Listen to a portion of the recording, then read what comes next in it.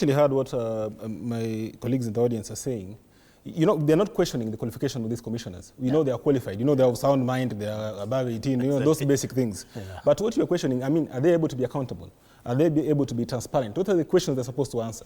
And those are the key issues that Kenyans want them to deal with. Once they deal with those issues, then we're able to gain confidence in this commission. So in your opinion, what would be a good way to find out if they actually meet this second threshold, trustworthiness, and so on and so on? I think the system which they build. All right, yes. All right. Now, Dismas, before you come in, I want to launch the next segment. Just before you give us your point.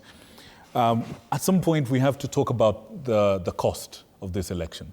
Kenya's elections have been the costliest on the continent of Africa. And worldwide, yeah, by far. They say 44 billion the last election. Other estimates say it was much higher. Some of these costs have been broken down to things like, the cost of the BVR kits. A huge and sometimes ignored part is the litigation that happens, the court cases that happen after every election. And there's a lot of money feasted upon by Olang's learned friends. Now, we need to understand this subject of cost. And Dismas, I want to come to you because I know you had another point to make, yep. So you can mash them up together. Could you help us break down this high spend? Why is it that Kenyans are paying so much and gaining so little? There's very little credibility that has come from such high expenditure in terms of elections. And why has this situation not changed? What are we missing? Now, Victor raised a very fundamental issue. And that issue contributes towards the costs. Mm-hmm. You're a Kenyan. When you turn 18, you're given an ID card. Mm-hmm. But then you have to go the extra mile and go and register. Why can't you use your national identification card to go and cast your ballot? If you can use your national ID card to do mobile money transfer, and these companies, they do lots of resources, why can't we use our ID to vote? There are several reasons. In every 5 years, we have these people who are called members of cartels or vendors who have to make a big buck out of every general election. Over here, we're struggling to go and cast our ballots, but believe you me, in every election, there's going to be millionaires and billionaires. The cost of transportation, the cost of security, and the cost of trust. In other parts of the world, for guys who've traveled, understand, even on a voting day, it's not a public holiday or a national day. People go work in the morning, 10 o'clock, or lunchtime, you go and cast your ballots. But in Kenya, voting is actually a security operation.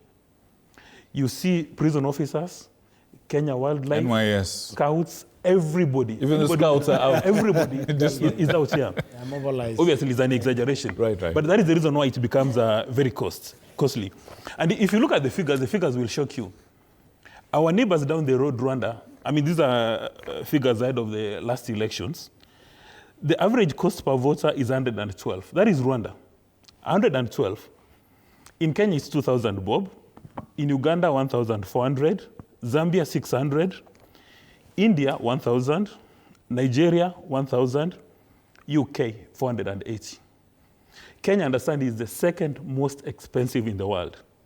India is a big democracy, but it's only 1,000 bob.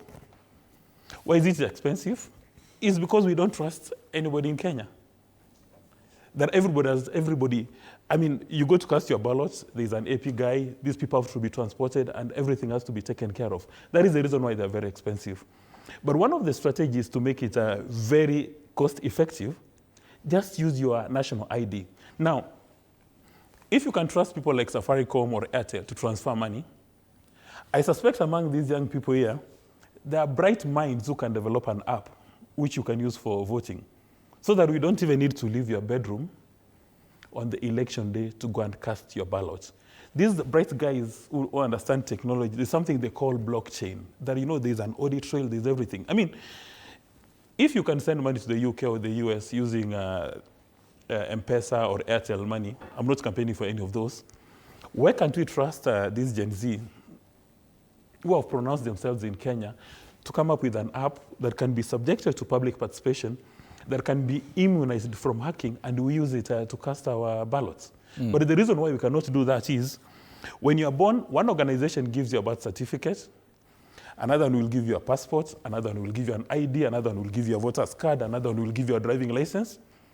And all these are state agencies.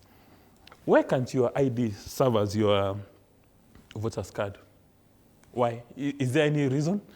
Why can't it serve as your maybe even driving license? If you go through the driving school, they add some chip there.